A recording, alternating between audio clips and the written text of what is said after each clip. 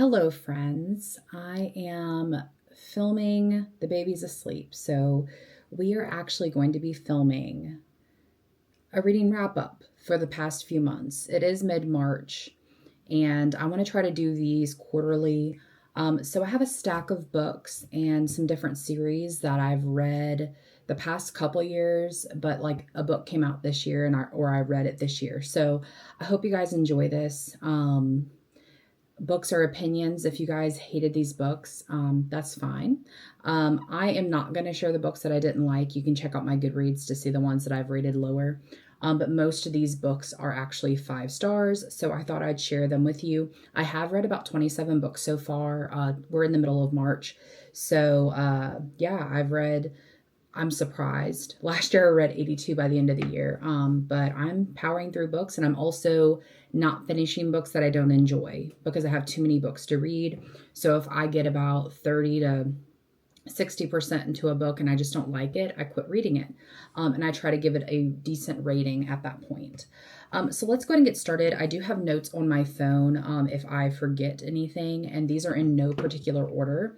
And I'll kind of talk about them a little bit just to kind of give you guys an idea, but I want you guys to read them. So this series was my first Sarah Adams series that I've read, and I started it last year. It's the When in Rome series.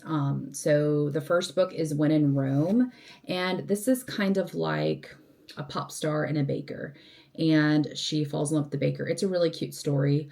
I would say mild spice. I don't usually like spice in books anymore. That's just something that I'm starting to not like. But this series is super cute, puts you in a good mood. It's a short kind of read.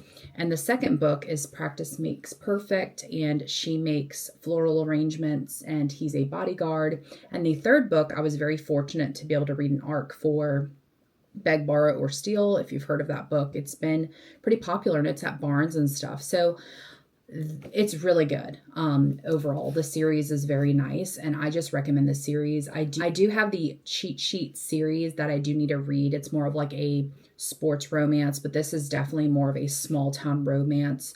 All the females in these books are all sisters. So the third book, I'm trying to I think she's a teacher.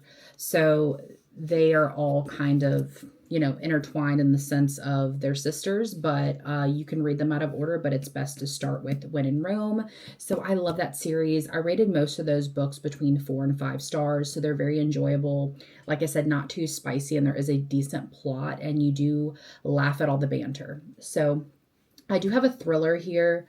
I did rate this 4 stars, but I did enjoy it. It was a good change from Freida McFadden. I do enjoy Freida McFadden, but I like to change up my authors. And this is Unmissing by Minka Kent. This is a woman who is married, and all of a sudden she goes for a walk one day and she just doesn't see her husband for a very long time. And you think oh, she's dead. And the whole time she's actually not dead. But her husband at this point remarries and actually, has children and stuff. So it's just a very interesting story. I don't want to get too much into it. I don't want to ruin it, but it's crazy. The ending was not what I expected. I was kind of disappointed. I think that's why I rated it 4 stars, in the sense of it's not what you expect it's going to be, but some people may actually like that kind of ending. I don't know, but I did enjoy it overall. I think it's a great read for anyone that, wants to read it. And I think this one is on KU. Let's change it up. So I love manga. I don't read them enough. I have a ton of mangas that I need to read because most of the time there's 40 volumes. But I love anything kind of cutesy and princessy, and I love a good love story. And this series is absolutely adorable. And the 4th volume came out this year, and I was able to read an arc for it. But I've been reading I have the physical ones of volumes 1 through 3, but this is the Cursed Princess Club by Lamcat. It is on Webtoon as well, if you guys want to read it. And it just has they're all cursed. They all have different things that aren't what typical princesses have. So they all have these weird things. Like one girl has like lobster claws. One girl, every time she lies, her nose grows. It's like crazy.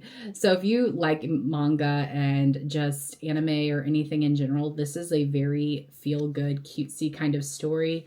There is love, there is drama, but it's so out of the box. I love it. So I love the series. I've rated, I think, every book 5 stars.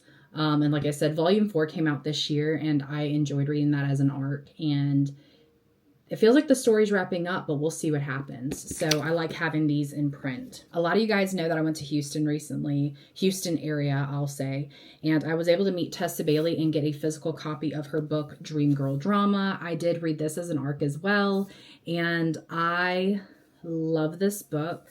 It is very different than a typical Tessa Bailey book.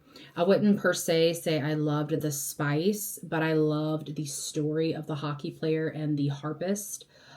So it was really nice. I like this dynamic of Tessa's characters, and I've seen that she's grown a lot as an author. So I definitely recommend this. I think I rated this like 4.5 or 5 stars. And I just enjoy it. And it's definitely in my top books of this year, I believe, but we still have 8 more months to go, it seems.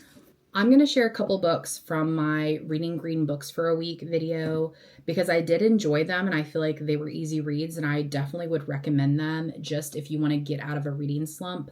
This one is one that I rated 4 stars. This is The 7 Husbands of Evelyn Hugo. If you like old Hollywood, or kind of like the main character is older and she's retelling the story of her younger years, I enjoyed this.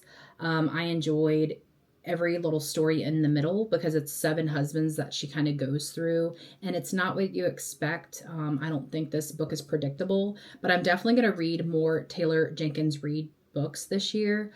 She has quite a few books, and I have a few friends on here and on TikTok that enjoy this author, so I'm going to ask them what book I should read next. So I think this is a good book if you want to get out of a slump or, find an easy read. And we're going to take a water break because all I have is 2 more books. So next we have Wayward. This is one of my top books, I think, of this year so far. These next 2 are like my 2 favorite books I've read so far. And these are like recent reads within the past month and a half. So Wayward is 3 intertwined characters throughout different years. We have the 1600s, I think the 1900s, and then you have like the recent time. So it's a very good story. It's very cozy, cottagey, has a lot of different elements. There's a crow, there's a dragonfly, and there's a bee, I believe, or is it a beetle? Let me just make sure. Yeah, it's a dragonfly and a bee, and they all symbolize the different characters. So there is drama. I don't think there's trigger warnings, and I mentioned that in the other one. Let me just make sure, because I don't think that they're...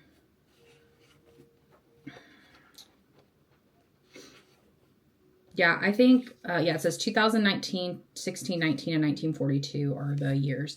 But there's no trigger warnings, but this does have some touchy subjects, so I do want to mention that. And it's crazy the language that she uses, but I like the way she writes. She doesn't use cursing. She doesn't use simple vocabulary. I like that she paints a picture. Some authors I see use very simplistic words, and I love how vivid she writes, if that makes sense. It's beautiful.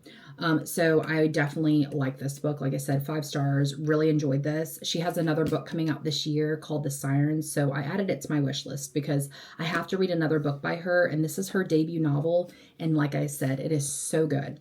So I cannot wait to read her second book. And this is one of my favorite books of the year, and this is very different for me to read. I've heard different people talk about this, but I haven't seen it so talked about. This is Kristen Higgins's Pack Up the Moon, and this book, you can see that I annotated it a little bit.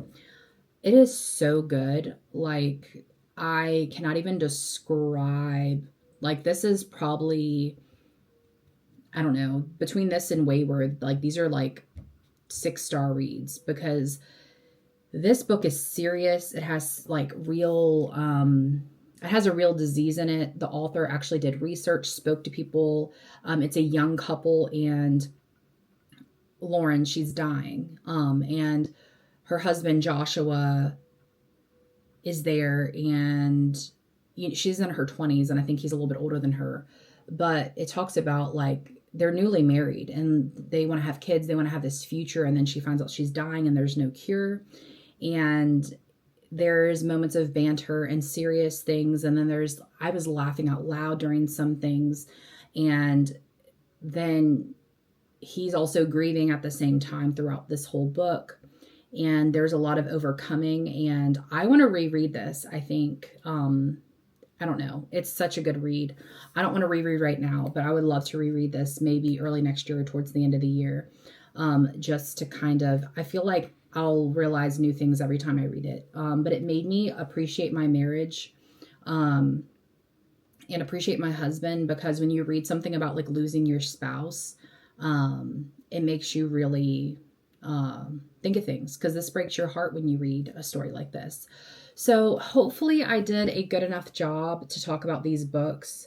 I wanted to do a wrap up, but I didn't want to talk about all 27 books because nobody has time for that. And that's just me being honest. And I want to do more bookish content. So if you guys want to see different videos of me talking about recommendations, I think I recently did the young adult recommendations. Comment below what you want to see. If you want to see a reading vlog, tell me what you want to see. There's a few series I would like to get to this year, like the Chestnut Springs series. I want to read more Taylor Jenkins Reid books. I want to read male authors. So if you guys want me to do like a week of me reading male authors or a week of me reading something, comment it down below. And I'm getting so close to 1K. We have giveaways just going on across all my platforms right now, which is so fun. And that's all. That's today's video. So I hope to see you guys very soon. I'm hoping to have more vlogs come out very soon, and I'll see you guys next time.